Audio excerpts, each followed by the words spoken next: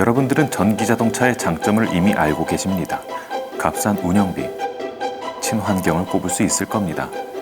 다만 비싼 자동차 구매비를 단점으로 들을 수 있겠네요. 그런데 최근 다양한 전기차들이 돌아다니고 있습니다. 물론 배터리가 고장나면 수리비만 엄청나다고는 하지만 나중에 생각해보죠. 그런데 과연 응답하라 1988이 아닌 1990에도 전기 자동차의 완성도가 꽤 높은 수준이었다면, 내연기관차를 팔아먹기 위해서 석유 재벌들이 이를 막은 거라면 지금의 전기차 시장은 어떻게 달라졌을까요? 오늘은 앞으로 어떻게 될지 모르는 전기 자동차의 이야기를 들춰보겠습니다. 아참, 여러분들은 내연기관차보다 전기 자동차의 역사가 더 길다는 사실을 알고 계셨습니까? 이야기에 앞서서 이 전기차의 역사를 간단하게 짚어보고 넘어가겠습니다. 제목 보고 클릭하신 분들은 스킵해서 보시면 되겠습니다.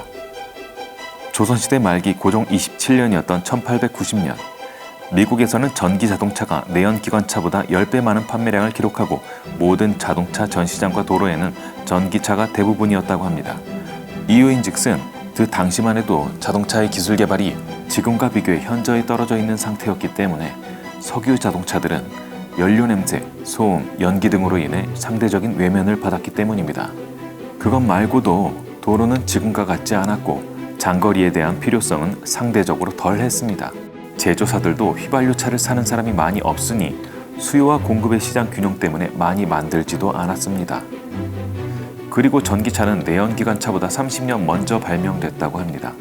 1834년 스코틀랜드의 로버트 앤더슨이 최초의 전기차인 원유 전기마차를 발명했고, 최초의 내연기관 자동차는 1864년에 독일의 니콜라우스 오토가 발명했다고 합니다. 이렇게 전기차의 인기는 1910년대에 절정을 이루게 됩니다. 당시 미국에는 총 3만 4천여 대의 전기차가 등록돼 있었다고 하니 2021년 6월 국토부 자료에 따른 우리나라 전기차 등록 대수가 12만 대인 것을 감안해보면 100년 전에도 상당히 많은 전기자동차가 돌아다닌 것으로 짐작해 볼 수 있습니다. 1910년 전기차가 전성기를 이루고 있을 때 1908년 포드의 컨베이어 벨트의 발명으로 상황은 역전됩니다. 대량 생산 자동차가 쌉 가능해졌으니 그것은 곧장 비용 절감으로 이어졌죠. 자동차 가격이 3분의 1로 떨어진 것입니다.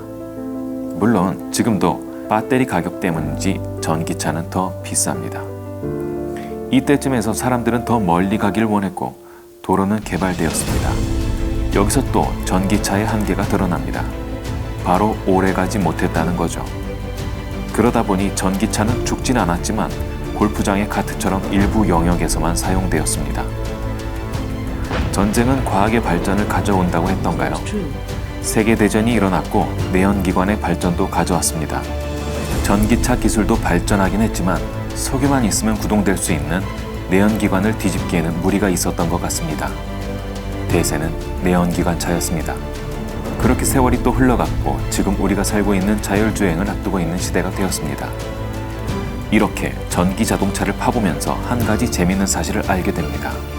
바로 1990년대 미국에서 일어난 전기 자동차의 뒷이야기, 남의 일이라고 생각이 들 수도 있는 미국 캘리포니아에서 일어난 작지만 큰 이야기. 사실 이 다음 이야기를 하고 싶어서 준비를 하다가 전기차의 앞 이야기를 좀 더 들려드리는 게 나을 것 같아 이렇게 말이 길어졌습니다. 그렇다면 어떤 전기차에 숨겨진 이야기가 있을지 다음 편에서 이어집니다.